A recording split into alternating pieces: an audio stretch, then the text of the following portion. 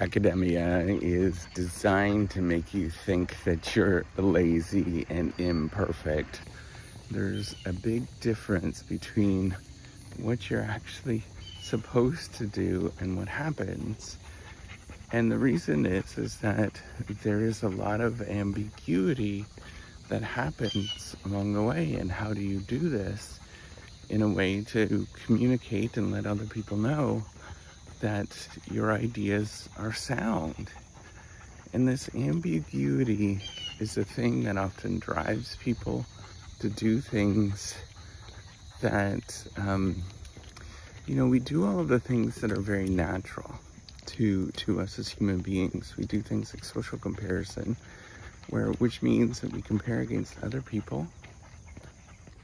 And in a normal environment, this would kind of make sense. The problem is that everybody's on their own path, and there's not an easy way to figure out who is the person that you're supposed to model after. You're the only one doing this particular thing in the world, whatever you're working on. And so you model after other people that look more successful based on publications and things like that, research grants, and what you're neglecting is that there's a social structure that's behind it that often has very little to do with the individual themselves. Now, the other thing that ends up happening with this ambiguity is you start processing and thinking that you're behind, that you're somehow and how we deal with the ambiguity of feeling like you're behind or feeling like you're not doing what you're supposed to be doing results in a lot of peculiar behavior, where we think that one way is that maybe there's bad behavior and that we sort of project where we want to be, or do things like try to get ahead and aggressive behaviors. I tend to want to not tell anybody about things that are going on. And this is probably actually more typical. You'll see people do that all of the time, in that they don't want to address the issue, and so they have a tendency to hide from particular issues. So rather than feeling like a playful playground where you're just interacting and trying to help each other out, it often feels that you're in direct competition, and it feels not so great when you're doing it. So inevitably it makes you feel, the whole academic game and what happens makes you feel that you're somehow inferior. And here is the thing that's the most frustrating, is that you can't tell anybody about it. Nobody else understands the things that you're actually going through. And even people that are other academics, they often don't understand either, because their fields are different, their subfields are different, and so they have different patterns of what is actually going on. So what can we do about this? I think the one way that we can deal with this is flip it on its head. And that requires a lot more courage than a lot of people are actually used to. And that requires you to often speak up and do things that are countercultural.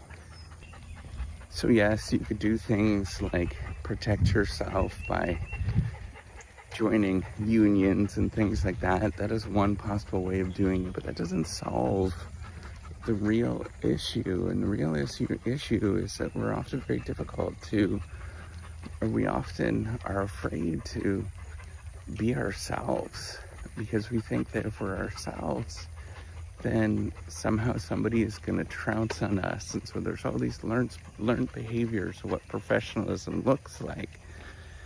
And even when you push back against it, there's going to be somebody that's going to make a comment about something, about how you are not good enough, or that you're not being professional. I can do that, but me, myself, I'm going to be myself. And it's all about learning how to do this, is to be yourself in a market, in a space, an arena where everybody thinks that there is a perfect way of doing something, and they're very clear on what this perfect thing is. So the best thing that you can ever do is learn how to be yourself, and to encourage and be a joy to be around, rather than following the sort of professional route that everybody expects of you, because it's an unattainable goal. So the goal is to simply just be kind, generous, and thoughtful. And the only way that you're going to get there is to remove all of the sense of that you're behind.